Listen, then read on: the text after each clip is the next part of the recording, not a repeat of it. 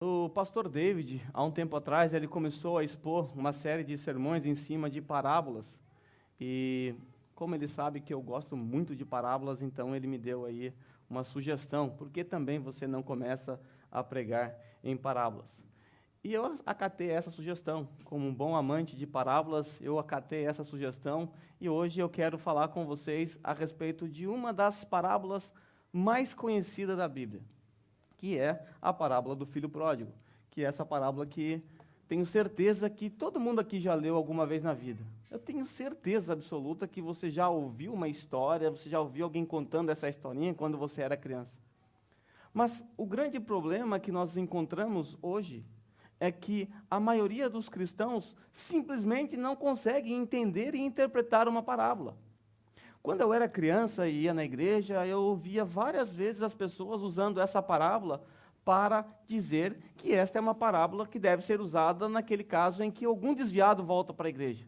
Eu tenho certeza que você já ouviu algo desse jeito. Você já ouviu alguém explicando essa parábola como que a parábola do desviado. Mas será mesmo que Jesus queria transmitir essa ideia de que a mensagem daquela parábola deveria ser aplicada a um desviado? A maioria dos cristãos hoje não consegue sequer entender e interpretar uma parábola. A prova disso é que quando você vai para o YouTube e você digita lá, parábola do filho pródigo, ouve, cada um fala uma coisa.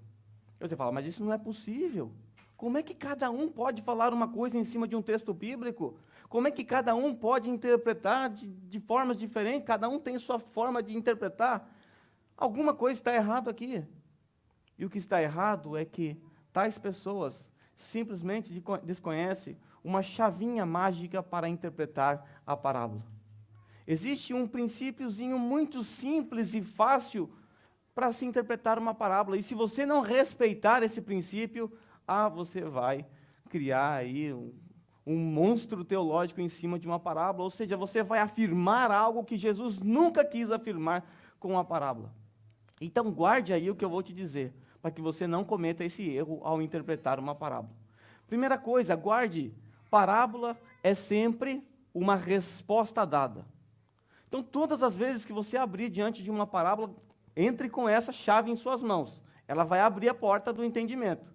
Parábola é sempre uma resposta dada. Uma resposta dada a quê? Primeiro, a uma pergunta direta, em alguns casos. Por exemplo, Jesus, quem é o meu próximo? Uma pergunta. Então, contou a parábola do bom samaritano. O que Jesus quer responder com essa parábola? Ele quer simplesmente responder ao discípulo quem é o próximo dele. E naquela história que você conhece muito bem, aquele que foi espancado pelos salteadores, passa lá o levita, passa o sacerdote, pessoas que deveriam ajudar, e de repente quem é que ajuda? Alguém que você menos esperava, o samaritano, que era o povo odiado pelos judeus. Então as parábolas elas estão ali para dar uma resposta a algo que foi perguntado. Mas há ocasiões em que a parábola também responde não a uma pergunta direta. Em alguns casos, a parábola responde a uma situação. Jesus viu algo, presenciou algo, ouviu algo, alguém criticou Jesus e ele, opa, isso eu preciso dar uma resposta. Preciso responder isso aí. Então ele conta uma parábola. Se você consegue identificar o que levou Jesus a contar a parábola, então você consegue interpretar a parábola. Mais uma dica para você. Parábolas contêm apenas uma mensagem, apenas uma verdade. O que você vê por aí são que pessoas atribuem às parábolas inúmeros significados. Inúmeros. Essa parábola significa isso, para mim isso significa aquilo, e cada um tem aí o seu significado da parábola. Saiba, a parábola é uma única verdade. Eu sei que tudo isso que eu falei aqui, o pastor David já deu na introdução, mas isso aqui para você colocar aqui, pisar na sua mente, guardar ela, para você nunca mais esquecer. Se você fizer isso, saiba, você será um bom intérprete de parábola. E você vai amar a parábola. E eu quero hoje, com os irmãos, expor essa parábola famosa que você já leu inúmeras vezes, você até sabe citar de cor, você já contou essa historinha para o seu filhinho. Então, peço para que você se coloque em pé nesse momento. Nós vamos ler Lucas, capítulo 15, versículo 11, até o 31.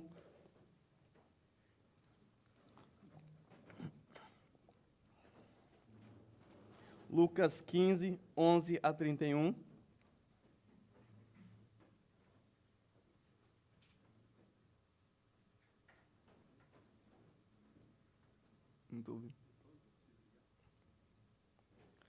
Todos encontraram? Sim? Jesus continuou: um homem tinha 2 filhos. O mais novo disse ao seu pai: Pai, quero a minha parte da herança. Assim ele repartiu suas propriedades entre eles. Não muito tempo depois, o filho mais novo reuniu tudo o que tinha e foi para uma região distante. E lá desperdiçou os seus bens, vivendo irresponsavelmente. Depois de ter gasto tudo, houve uma grande fome em toda aquela região e ele começou a passar necessidade.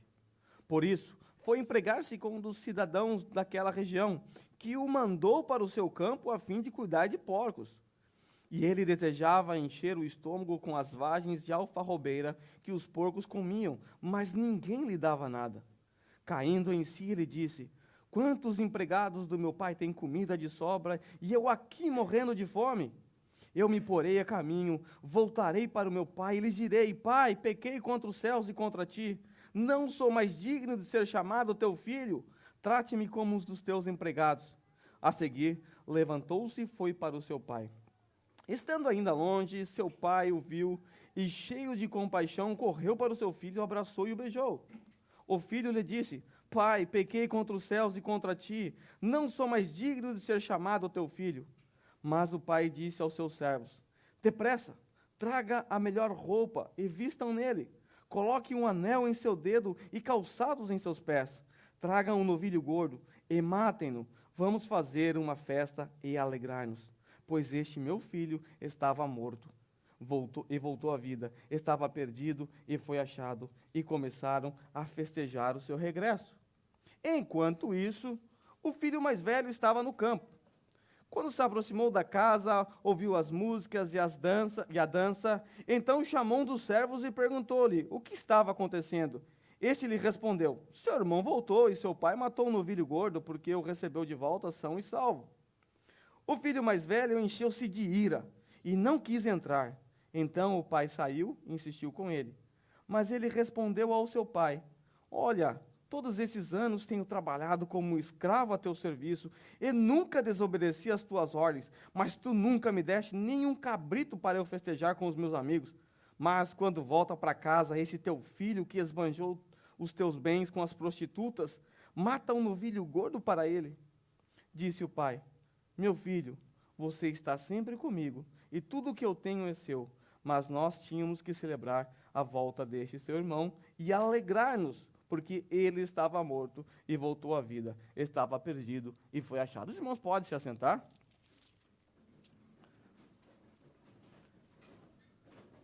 Antes de mais nada, a nossa missão aqui é descobrir o que levou o nosso Senhor Jesus a contar essa parábola. Ou seja, a pergunta feita ou a situação em que ele viu a necessidade de contar essa parábola. Quando nós lemos o versículo 11, o texto começa assim: Jesus continuou. Isso, evidentemente, nos leva a voltar um pouquinho para trás, porque se ele continuou, é evidente que ele está contando uma parábola. É evidente que atrás disso também vem uma outra parábola. Aí nós encontramos a famosa parábola da moeda perdida. E no verso 8, a parábola começa assim: ou, qual é, chegamos em ou, isso significa também que não dá para identificar o que levou Jesus a propor essa parábola. Aí nós voltamos um pouquinho mais, nós encontramos a parábola da ovelha perdida. Aí então nós chegamos no capítulo 15, versículo 1, e nós descobrimos o que levou Jesus a contar essa parábola. Então, são 3 parábolas para ilustrar uma única verdade, e aquele que você paga 1, leve 3. Então hoje você vai levar 3 interpretações de parábola, pagando apenas o preço de 1. Capítulo 15, versículo 1 diz assim: Todos os publicanos e pecadores estavam se reunindo para ouvi-lo. Ouvir quem? Jesus. Mas os fariseus e mestres da lei o criticavam, dizendo: Este homem recebe pecadores e come com eles. Aí o versículo 3, então, ou seja, por essa razão, por esse motivo, Jesus contou essas parábolas, essas 3, aliás, são 4 parábolas que Jesus contou para confrontar os fariseus e os mestres da lei. Então, coloque na sua mente o cenário, imagine a cena agora, né? Leia imaginativamente, coloque isso na sua mente. Imagine Jesus assentado com 2 classes de pessoas, gente fina, gente boa na época. Publicanos e pecadores. Quem são os publicanos? Os publicanos eram judeus que haviam se vendido para o Império Romano.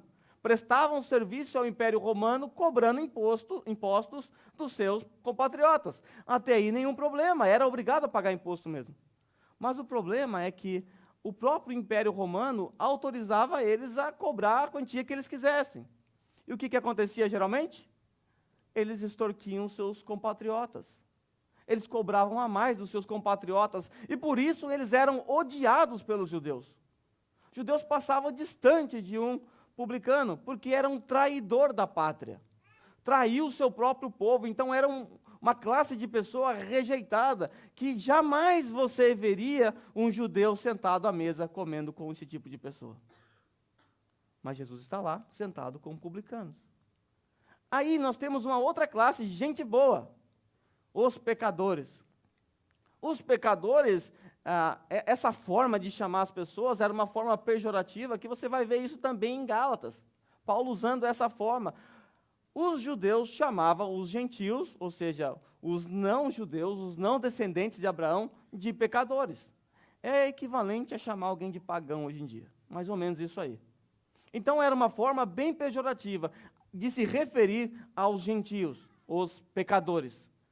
Que também era impossível você ver um judeu sentado à mesa para comer com um dito pecador gentio. Por quê? Porque para você hoje, para mim, quando a gente senta na mesa para comer, a gente só pensa em encher a barriga. Mas para um judeu envolve muitas coisas. Envolve a exposição da Torá, havia a questão das comidas que podia comer, né? Animal impuro, etc. e tal, que o gentio não estava nem aí. Então havia a exposição da Torá, havia a comunhão, o festejar, o alegrar-se. E por causa disso, os judeus se afastavam. E quando você lê lá em Gálatas, capítulo 2, você vai perceber que Pedro, quando ele está lá em Antioquia, ele está comendo com os chamados gentios pecadores. De repente, chega os da parte de Tiago, os judaizantes. Pedro faz o quê? Se aparta deles, temendo o que eles iam falar. Ou seja, por que Pedro fez isso? Porque era inconcebível na mente de um judeu sentar-se com um publicano e pecador. Mas nós temos aí nesse quadro o Senhor Jesus à mesa, sentado, comendo com eles. E isso causou um celeuma nos religiosos da época. E os religiosos da época, que são apresentados aqui como os fariseus e os doutores da lei, eles, ao olharem essa cena, Jesus alegremente comendo, expondo, ensinando aqueles gentios, publicanos e pecadores, os religiosos falaram: esse come com esse tipo de pessoas. Então, Jesus começa a contar uma parábola para dar uma resposta a isso. E aí a gente vai ler as 3 parábolas agora. E se você tiver uma caneta, marque aí as palavras que eu vou te direcionar. Então Jesus contou esta parábola: qual de vocês, que possuindo 100 ovelhas e perdendo uma, não deixa as 99 no campo e vai atrás da ovelha perdida até encontrá-la? E quando a encontra, coloca marque essa palavrinha, alegremente. Risca ela aí na sua Bíblia. Alegremente nos ombros e vai para casa. Ao chegar, reúne seus amigos e vizinhos e diz, marca de novo, alegrem-se comigo, pois encontrei minha ovelha perdida. Eu lhes digo que da mesma forma haverá mais, marca aí de novo, a alegria nos céus por um pecador que se arrepende, do que por 99 justos que não precisam arrepender-se. Chegamos na outra parábola. Ou, qual é a mulher que possuindo 10 dracmas, tá? Uma dracma é equivalente a um dia de trabalho braçal, então ela tinha 10 dias de trabalho guardado, ela perdeu um dia de trabalho guardado, e perdendo uma delas, não acende uma candeia, varre a casa e procura atentamente até encontrá-la, e quando a encontra, reúne suas amigas e vizinhas e diz, marque aí de novo, alegrem-se comigo, pois encontrei a minha moeda perdida. Eu lhes digo que da mesma forma há, mais uma palavrinha aí, a mesma palavrinha, há alegria na presença dos anjos de Deus por um pecador que se arrepende. Marque essas palavras, alegria. Aí nós chegamos na parábola do filho perdido, que é conhecida popularmente como a parábola do filho pródigo. Logo de cara, nós já conseguimos identificar qual é o assunto da mensagem, pelas repetições da palavra alegrem-se, alegria. Então, o que Jesus quer realmente transmitir nessa parábola? Ele quer mostrar àqueles religiosos do seu tempo que ele estava alegremente com aqueles publicanos e pecadores, porque eles haviam sido encontrados por ele. Aqueles publicanos e pecadores eram a dracma perdida, é aquela ovelha perdida. Já os fariseus e doutores da lei, nessa parábola da ovelha perdida, é aquele 99 que não precisam de arrependimento. 99 justos que não precisam de arrependimento. Então Jesus está confrontando a mentalidade dos fariseus. O conceito que os fariseus tinham com relação aos gentios, principalmente. Para um judeu, um fariseu principalmente, a ideia de salvação para um gentio era inconcebível. Na mente deles, quando o Messias viesse, ia exterminar todo mundo, começando por Samaria. Mas não ia sobrar ninguém, só ia sobrar o povo de Israel. Mas aqui nessa parábola nós encontramos, então, 3 personagens nessa parábola. Uma vez que nós já lemos o contexto, uma vez que nós sabemos qual é a mensagem por trás disso, nós facilmente conseguimos identificar nessa história quem são esses personagens. Talvez você já ouviu coisas que não tem nada a ver com o que eu vou falar aqui, mas pelo contexto, nós sabemos que o pai representa a pessoa de Jesus Cristo, na história do filho perdido, tá? O filho pródigo aqui, o filho perdido, representa os publicanos e pecadores, e o irmão mais velho, que aparece nessa história, representa os religiosos da época, os fariseus e os doutores da lei. Então, facilmente nós conseguimos identificar quem são os personagens da história. E uma vez que você identifica o personagem da história, você, pronto, elucidou a parábola. Isso vai cercar a sua interpretação para que você não crie fantasias em cima desses personagens. O filho pródigo é o desviado que voltou. Não é um desviado que voltou. O filho pródigo nessa história eram publicanos e pecadores que se converteram ao ouvir a mensagem de Jesus. E Jesus está alegremente com eles ali, comendo à mesa. Então tem nada a ver com o desviado. Então, se você identifica o contexto, identifica os personagens na parábola, facilmente você consegue aplicar ela de forma correta. Quem é a dracma perdida? Agora vocês sabem quem é a dracma perdida.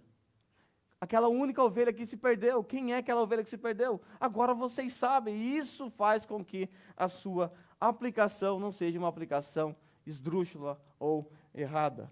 Mas vamos lá então, olhar a parábola do filho pródigo, olhando as partes dela para a gente ver o que a gente pode aprender com ela, já que a gente já sabe o contexto, já sabe por que foi escrito, o que é que aconteceu, agora vamos dar uma olhada nela.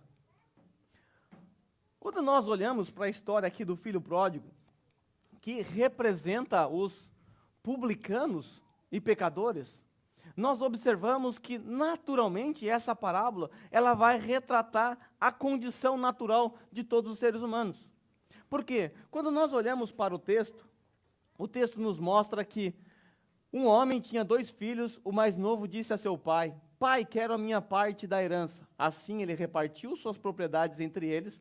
Não muito tempo depois, o filho mais novo reuniu tudo o que tinha, foi para uma região distante e lá desperdiçou os seus bens, vivendo irresponsavelmente. E o irmão mais velho depois vai dizer que ele gastou todos os seus recursos com as prostitutas. O que nós percebemos aqui? Nós percebemos que aqueles publicanos e pecadores, até aquele momento, eles haviam seguido o curso natural da natureza deles, da natureza caída. Eles apenas seguiram as suas próprias inclinações. E talvez você deve se lembrar que um dia você também era assim. Talvez nesse momento você deve puxar aí na sua memória um dia em que você foi salvo por Jesus. Até aquele dia, você olhar para trás, você vai lembrar que até aquele momento você vivia segundo o curso natural da sua própria natureza. Talvez você desperdiçou o seu dinheiro com outras coisas, com drogas, prostitutas ou com outras coisas tolas como essas. Mas esse filho perdido que está retratando os publicanos e pecadores, é como se nessa história Jesus estivesse mostrando quem eles eram até aquele momento. E isso faz automaticamente refletir em nós aquilo que nós também éramos. Eu sei que se cada um vier aqui e contar a sua história, o seu passado, eu sei que nós vamos chegar à conclusão: vivíamos segundo o curso natural das nossas vidas. Paulo, quando escreve em Efésios capítulo 2, versículo 1, ele diz assim: aquela igreja de eleitos, aquela igreja de salva, diz o seguinte: vocês estavam mortos em suas transgressões e pecados, nos quais costumavam viver quando seguiam a presente ordem deste mundo, o príncipe do poder do ar, o espírito que agora está atuando nos que vivem na desobediência. Anteriormente, todos nós também vivíamos entre eles, satisfazendo as vontades da nossa carne, seguindo os seus desejos e pensamentos, como os outros éramos por naturezas merecedores da ira.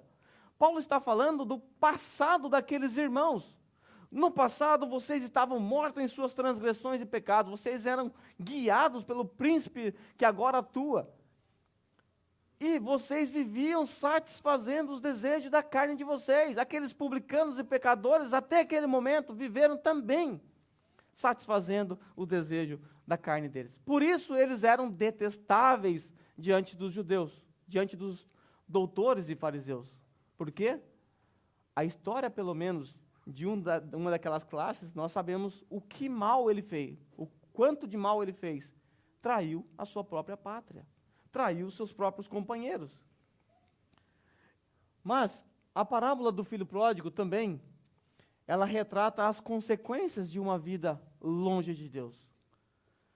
Todos nós aqui, até chegarmos a Cristo, vivíamos uma vida seguindo o curso natural da nossa natureza, satisfazendo os desejos da nossa carne, cometendo pecados horrendos.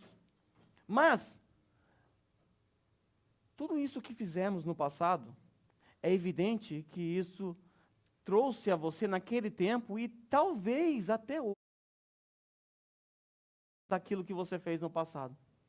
O que nós vemos nessa parábola é que ela retrata as consequências da vida de alguém que vive longe de Deus. O que aconteceu com aquele jovem, com aquele filho mais novo? Depois de ter gasto tudo, houve uma grande fome em toda aquela região, e ele começou a passar necessidade. Por isso foi empregar-se com um dos cidadãos daquela região, que o mandou para o campo a fim de cuidar de porcos. Ele desejava encher o estômago com as vagens de alfarrobeiras que os porcos... Você percebe os detalhes que o texto apresenta para nós? Mas aquele jovem, ele depois de esbanjar todo o dinheiro, o recurso que o seu pai havia lhe dado como parte da sua herança, depois de tudo isso, houve uma grande necessidade ali, houve fome na região, e aí ele vai procurar serviço. Ele vai lá na empreiteira lá e encontra um serviço. E onde é que ele encontra o serviço? Para cuidar de porcos.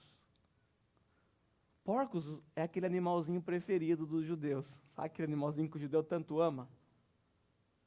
Esse porco está colocado aqui com a intenção exatamente de dar uma cutucada nos fariseus, mostrando a situação em que aqueles publicanos e pecadores estavam, ou seja, no fundo do poço. Imaginar um judeu cuidando de porco, trabalhando dessa forma, isso é inconcebível, porque um porco é um animal impuro. Aí Jesus está mostrando, realmente esses publicanos e pecadores que estão aqui do meu lado, eles de fato chegaram ao fundo do poço, estão até cuidando de porcos. Mas a coisa, você acha que não pode piorar, mas Jesus vai e cava mais um pouquinho. Ele desejava encher o estômago com as vagens de alfarrobeira que os porcos comiam. Ah, piorou a situação. Além de cuidar de porco, ele queria comer a comida do porco. Consegue imaginar uma situação pior do que essa? Um cidadão judeu ouvindo uma história dessa, alguém que foi cuidar de porcos. Opa, que coisa ruim essa, que coisa terrível. Espera aí, vou piorar mais um pouquinho. Ele queria comer a comida dos porcos. Ah, não. Aí a coisa ficou terrível. Mas Jesus cavoca mais um pouquinho. Ninguém lhe dava nada. A situação dele era tão terrível que nem comida de porco ele recebia. Então Jesus está retratando as consequências que aquele jovem na história colheu por escolher viver uma vida distante de Deus, por seguir o curso natural da tua vida. E era isso que havia acontecido com os publicanos naqueles dias e os pecadores. Até encontrar Jesus, viveram a vida seguindo o seu curso natural. E por isso colhiam as consequências daquelas suas escolhas. Por isso eles eram rejeitados. Os publicanos eram rejeitados, consequência daquilo que eles plantaram no passado. Certamente você deve estar se lembrando aí de alguma coisa que você fez no passado, de algum pecado que você cometeu, que até hoje você colhe consequências. Apesar de você ter ido a Cristo Jesus, ainda hoje você colhe consequências de algo que você fez no passado, porque lá antes de você conhecer a Cristo Jesus, você andava morto em seus delitos e pecados, seguindo o curso natural da sua natureza caída. Mas, quando nós olhamos para essa história toda, nós conseguimos identificar no filho mais jovem, um desejo, a princípio, de seguir o seu curso natural. E logo em seguida nós percebemos que o fato dele seguir a sua natureza caída trouxe algumas consequências. Mas nós também percebemos que o filho perdido, a história do filho perdido, retrata uma linda história de arrependimento e conversão, que também reflete a sua história. Se você é um convertido, é claro. Vamos ver o que o texto nos diz. Caindo em si, ele disse: quantos empregados de meu pai têm comida de sobra, e eu aqui morrendo de fome? Eu me porei a caminho e voltarei para o meu pai, e lhe direi: Pai, pequei contra o céu e contra ti. Não sou mais digno de ser chamado teu filho. Trate-me como um dos teus empregados. A seguir, levantou-se e foi para o seu pai. Estando ainda longe, o seu pai o viu e, cheio de compaixão, correu para o seu filho, o abraçou e beijou. O filho disse: Pai, pequei contra os céus e contra ti. Teu filho. Jesus está mostrando nessa parte dessa parábola que aqueles publicanos e pecadores, eles de fato haviam reconhecido os seus pecados. A prova disso é que eles são retratados nas duas parábolas como a dracma que foi encontrada, da qual aquele que encontra aquela dracma se alegra muito, aquela mulher, e é retratado também como aquele pastor que encontra a sua ovelha perdida, da qual ele põe nas suas costas e se alegra por ter encontrado. Então o que nós percebemos? Que nessa história, Jesus está demonstrando para aqueles fariseus e doutores da lei que os publicanos e pecadores estavam arrependidos. Que aquela era uma atitude de arrependimento, o fato deles estarem sentados à mesa com Jesus, ouvindo Jesus, e por isso Jesus está alegre com ele. Isso de fato deve representar algo que aconteceu na sua vida. Esses 3 pontos da história do filho perdido aqui devem retratar aquilo que nós éramos e aquilo que nós somos hoje. Porque no passado você viveu segundo o curso natural da sua vida, sofreu as consequências e ainda sofre talvez hoje, mas um dia aquele pastor foi atrás de você, que era uma ovelha perdida, te pegou, colocou nos ombros e se alegrou pela sua salvação. Um dia, aquela mulher varreu a dracma e foi ao seu encontro e te encontrou e se alegrou por isso. Então, essa história do filho perdido não é a história de um desviado, é a história de um cristão que se converteu quando Cristo foi atrás dele. É a sua história, é a minha história.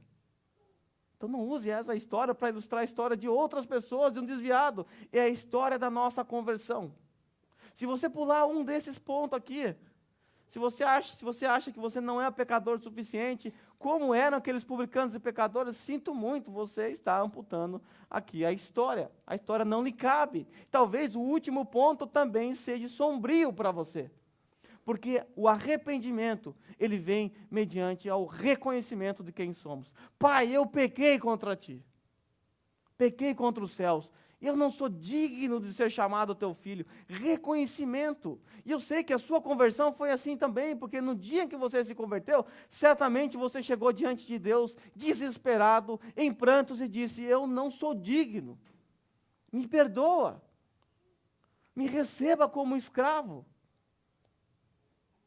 Então essa é a sua história. Essa é a história de todos os cristãos. Mas a parábola do filho perdido também ilustra o pai. O pai é quem mesmo na história? Jesus, tá? Então não confunda a doutrina, o pai é Deus, na teologia o pai é Deus, Deus Pai, Deus Filho. Aqui uma parábola, tá? Está ilustrando a pessoa de Jesus. Não confunda teologicamente, Jesus é o pai. Não, isso é unicismo, isso aí é outra coisa. Tá? Aqui está ilustrando a história. O pai é retratado como? Jesus. Jesus, nessa história, ele demonstra seu infinito amor e misericórdia. Porque ele estava lá, sentado, comendo com publicanos e pecadores. Demonstrando o seu amor e a sua misericórdia. O texto nos diz: estando ainda longe, seu pai o viu e cheio de compaixão, correu para o seu filho, o abraçou e o beijou. O filho lhe disse: pai, pequei contra os céus e contra ti. Então, observe a atitude de Jesus aqui. É uma atitude de amor, de compaixão para com aqueles publicanos e pecadores. Mas o pai disse aos seus servos: depressa, tragam a melhor roupa e vistam nele. Isso demonstra o quê? Que ele estava um maltrapilho. Estava fedendo porcos. Estava tudo sujo. Estava como um dos escravos do seu pai. E o seu pai disse: traga a melhor roupa. O pai tratou o filho como se nada tivesse acontecido. Traga a melhor roupa e vistam nele. Coloque nele um anel. Para quê? Para enfeitar o dedo? O anel representa a autoridade que ele tinha como filho, que havia perdido essa autoridade quando ele foi embora. O pai está restituindo ao filho a sua autoridade. E vista nele calçados. Estava descalço. E andar descalço era o que os escravos do seu pai faziam. Então o pai está falando: não, eu não vou receber você como escravo. Não vou receber você como um dos meus servos. Eu vou te receber como um filho. Eu vou te tratar como um filho. E na salvação é isso que Jesus faz conosco. Porque nós não somos dignos de ser chamados filhos de Deus. Ou que alguém acha que é? Ninguém aqui é, mas é assim que ele nos trata. Lá em João capítulo 15, Jesus diz o seguinte: já não vos chamo escravos, porque o escravo nada sabe, não sabe o que o Senhor faz, por isso eu vos chamo amigos. Ele nos trata diferente, porque ele é bondoso e gracioso. Ele não nos dá aquilo que nós merecemos. Ninguém aqui merece ser tratado como filho. Porque, à semelhança do filho perdido, nós desprezávamos a Deus. Nós éramos inimigos de Deus. Nós nem levávamos em conta a santidade de Deus. Mas Ele foi até nós. Ele nos resgatou. E Ele nos colocou um anel de filho no dedo. Uma túnica de respeito, de honra em nós. Nos tratou não de acordo com aquilo que merecíamos, mas de acordo com a sua bondade e com o seu amor. Jesus está fazendo isso com aqueles homens. Graciosamente, amorosamente, comendo, se alegrando com a pior estirpe dos seus dias. E agora nós temos a figura do irmão mais velho. Quem é o irmão mais velho mesmo? Os mestres da lei e os fariseus. O texto revela o coração deles. Jesus, ao mencionar essa história, Jesus mostra o que havia no coração deles. Eles estavam observando Jesus ali comendo com publicanos e pecadores. E eles deveriam se alegrar com isso, porque eles estavam se arrependendo dos seus pecados. Mas o que aconteceu com eles? Enquanto isso, o filho mais velho estava no campo, Quando se aproximou da casa, ouviu a música e a dança. Então chamou um dos servos e perguntou-lhes o que estava acontecendo. E esse lhe respondeu: seu irmão voltou, e seu pai matou o novilho gordo, porque o recebeu de volta são e salvo. Aí ele comemorou junto com o pai. O filho mais velho encheu-se de ira e não quis entrar, então o pai teve que insistir. Isso revela o coração daqueles religiosos. Ira, raiva, por ver Jesus, um judeu, sentado comendo com publicanos e pecadores, quando na verdade eles deveriam se alegrar. Jesus está expondo aqui o que há no coração deles. Eu estou aqui alegremente com eles, enquanto vocês estão aí, e com raiva, irados por isso. Mas também, essa parábola revela o senso de autojustiça que os fariseus têm. Os fariseus, eles acreditavam que a salvação deles estava na força dos seus braços, que eles conseguiam, pela sua força, pela sua obediência à lei, alcançar mérito diante de Deus. E nessa parábola, Jesus trata disso também. Veja só, mas ele respondeu ao seu pai, esse é o filho mais velho: olha, todos esses anos tenho trabalhado como escravo. Olha as palavras. Olha o exagero. Eu tenho trabalhado como escravo ao teu serviço. Olha só, e nunca desobedeci às tuas ordens. Os fariseus acreditavam que eles obedeciam cabalmente à lei de Deus, e que por isso eles eram salvos. Por isso Jesus está retratando eles assim, ó, pessoas que acreditam que a salvação está no fato do seu serviço prestado ou no fato da sua obediência à lei. E Jesus está mostrando aqui nessa história que, de fato, não depende do serviço deles prestado aqui, como escravo, nesse exagero, nem tampouco da obediência à lei. Então nós temos aqui os três personagens já decodificados. Nós temos o pai, nós temos o filho mais novo, nós temos o filho mais velho. O pai não cabe a vocês, porque o pai representa a pessoa de Jesus. E ninguém aqui é capaz de fazer o que ele fez e nem dá para fazer, porque compete a ele, é a economia dele, fazer o que ele fez, não nossa. Mas no que diz respeito aos outros dois personagens, nós podemos facilmente se enquadrar em um dos dois. Aí, então, quem é você nessa parábola? Você se enquadra em qual aqui nessa parábola? Será que a parábola do filho mais jovem representa a sua vida? Será que você consegue olhar para o seu passado e lembrar que um dia você era um miserável pecador, distante, inimigo de Deus, e ele lá como um bom pastor foi atrás de você, varreu a casa, acendeu a candeia, te resgatou, encontrou a dracma perdida? Ou será que você é como aquele filho mais velho, apenas um religioso fariseu, um hipócrita, que acha que as suas ações, as suas atitudes servem para ajudar em alguma coisa? Vamos ver. Vamos nos avaliar. Você reconhece que Deus te salvou gratuitamente, mesmo você não merecendo? Você reconhece? Você reconhece que a salvação depende exclusivamente da bondade dEle, da misericórdia dEle, da vontade dEle? Você reconhece que as suas obras não servem para te salvar? Você reconhece que Deus perdoou todos os seus pecados em Cristo? Mas todos mesmo? Ou será que tem um aí que você guarda ele aí, que você fala, isso aqui nem Jesus perdoa? Ou será que você é do tipo de pessoa que fala assim, nem eu mesmo me perdoo? Tem pessoas que dizem isso. Não, eu não me perdoo pelo que eu fiz. Saiba, quando você faz isso, você está colocando uma justiça acima da justiça de Cristo. Porque Cristo diz, eu sou capaz de perdoar, e você fala, eu não. Ou seja, a sua justiça é melhor que a dele? Você é melhor que ele? Você é mais santo do que ele? Você não consegue perdoar o pecado do teu próximo? Se não, isso significa que a sua justiça é maior que a dele. Então a gente coloca uma justiça um pouco mais elevada. Você reconhece que você se alegra por ter sido salvo?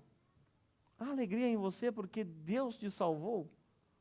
Ou ser inserido nesse corpo, ser inserido nessa comunidade, ser inserido no grupo dos santos, isso é um peso para você? Servir ao Senhor, cultuar ao Senhor, será que tudo isso é um peso para você ou é uma alegria que você faz alegremente porque você um dia foi salvo? Se todas as suas respostas forem sim, então você está, de fato, enquadrado com o filho mais novo, que de fato cometeu erros, que de fato cometeu pecados, falhou, mas que se arrependeu. E hoje reconhece que a sua salvação depende única e exclusivamente de Jesus.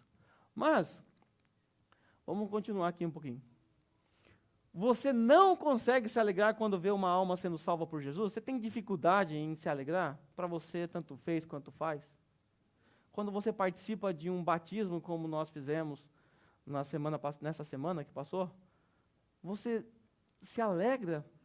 Você se alegrou com o nosso irmão Eduardo por ele estar passando por esse momento? Ou para você, tanto fez, tanto faz? Você é do tipo que prefere questionar ao invés de fazer, como os fariseus? Tudo você questiona, mas não é capaz de fazer nada, não é capaz de pôr a mão na massa. Você é do tipo que encontra dificuldade quando pessoas novas chegam à comunidade? Quando chegam pessoas aqui para visitar, você é do tipo que facilmente aceita essas pessoas, abraça essas pessoas, ou você tende a rejeitar essas pessoas? Não sei de onde veio, não sei quem são.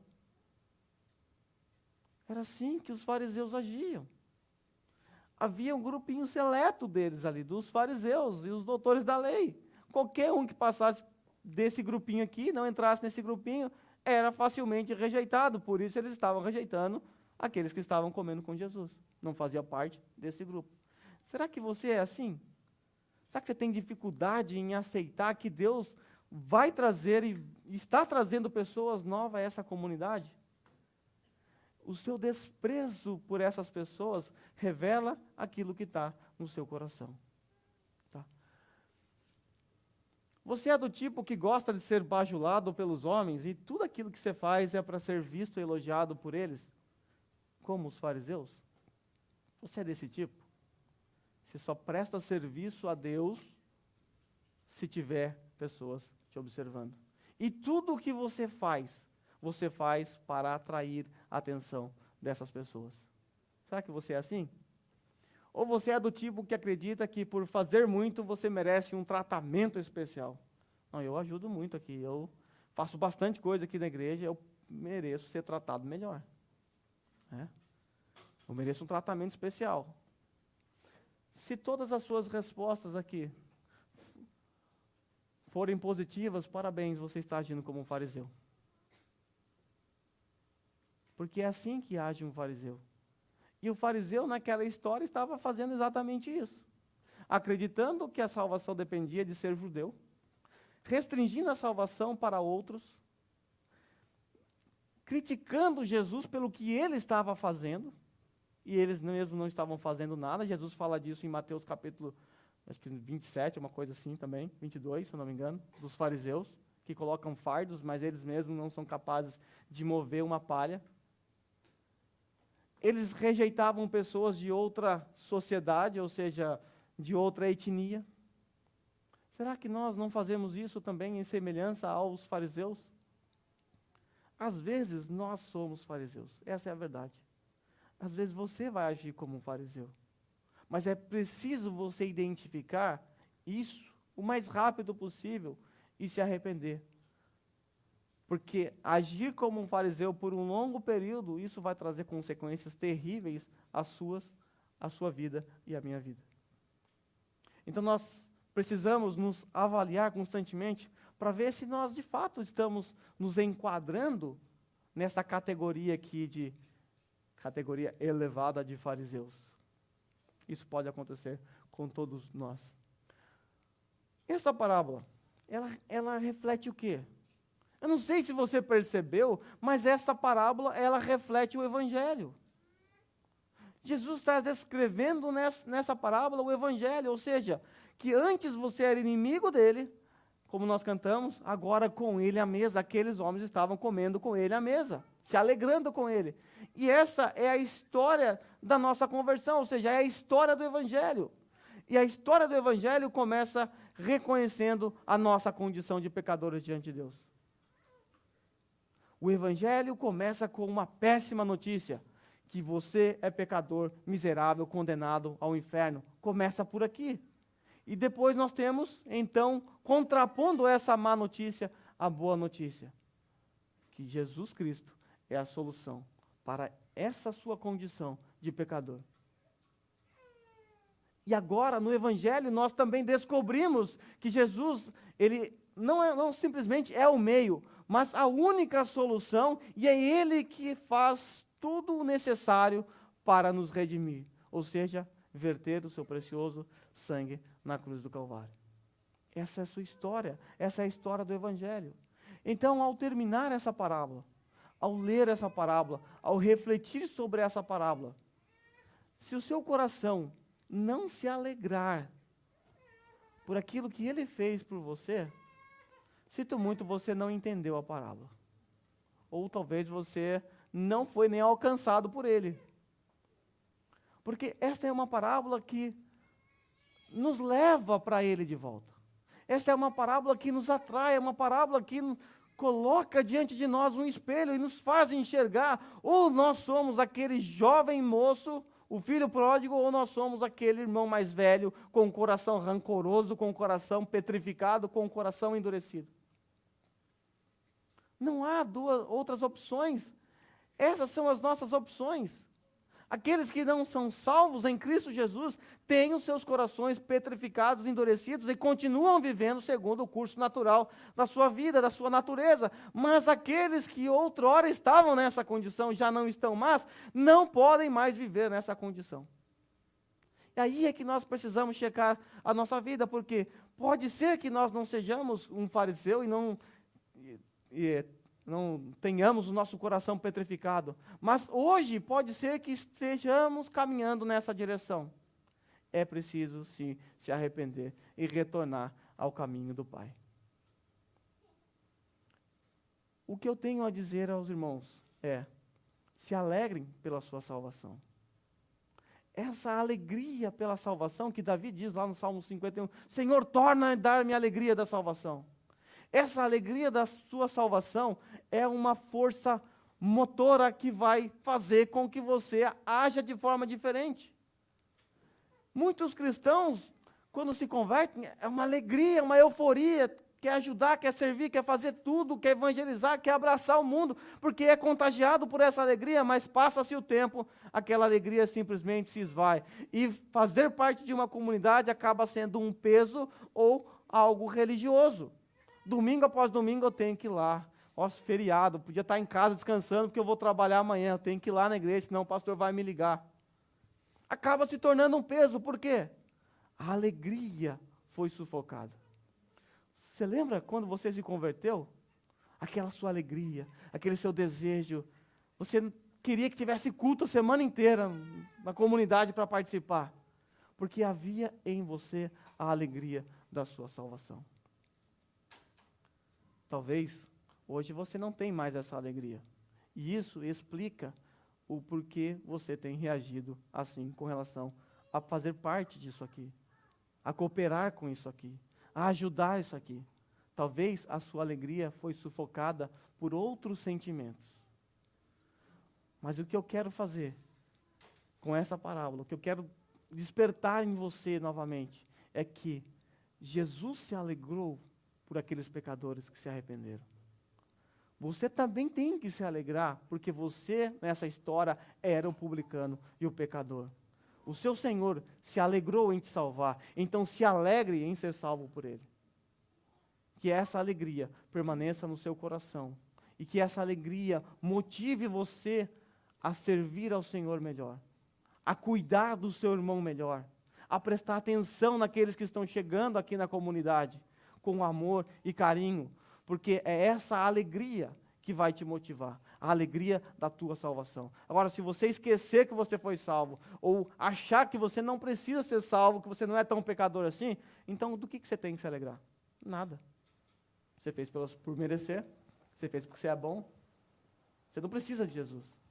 Mas se você reconhece um miserável pecador, que precisa de Cristo, como nós precisamos, como todo mundo precisa, então alegre-se, porque Ele te salvou. Quando você estava lá cuidando de porcos, querendo comer lavagem, comida de porcos, e ninguém te deu nada, mas Ele foi lá, te estendeu, tirou aquela roupa suja que você estava fedendo porco, te colocou com uma condição de filho e te vestiu com a melhor roupa e festejou a sua salvação, matando um novilho gordo. Então, eu acredito que você tem motivos para se alegrar, se você genuinamente foi salvo por Cristo. Vamos nos colocar em pé.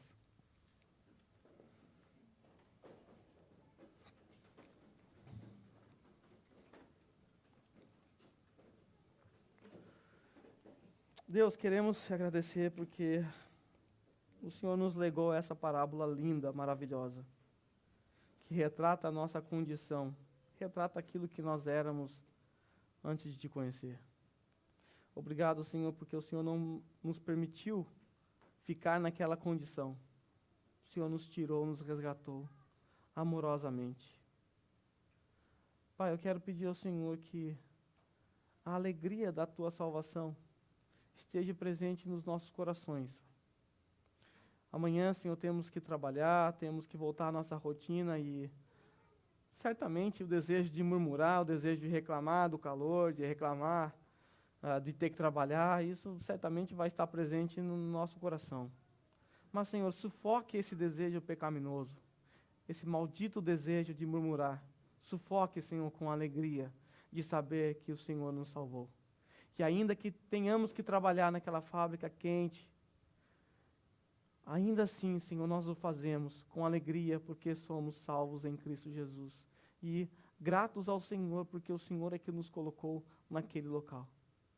Pai, quero pedir, Senhor, que nos ajude, Senhor, a agir de acordo, Senhor, com esse desejo, essa alegria que o Senhor coloca no nosso coração de ser salvo.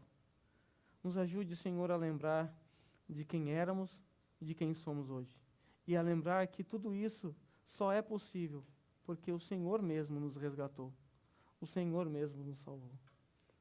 Senhor, nos ajude aqui como comunidade a se fortalecer cada vez mais em união. Nos ajude, Senhor, a estreitar a nossa comunhão. Pai, nos ajude, Senhor, a ter uma atitude gentil, amorosa e sábia, Senhor, com aqueles que estão chegando diante de nós. Pai, eu te agradeço, Senhor, e alegremente te digo, Senhor, muito obrigado. Muito obrigado, Senhor, porque eu merecia continuar cuidando de porcos até morrer de fome. Eu merecia, Senhor, devido aos meus pecados, merecia, Senhor, a condenação eterna. Mas o Senhor, com a sua imensa bondade, alegremente me resgatou. Eu agradeço pela minha salvação, agradeço pela salvação dos meus irmãos, Senhor. Muito obrigado, Jesus. Amém.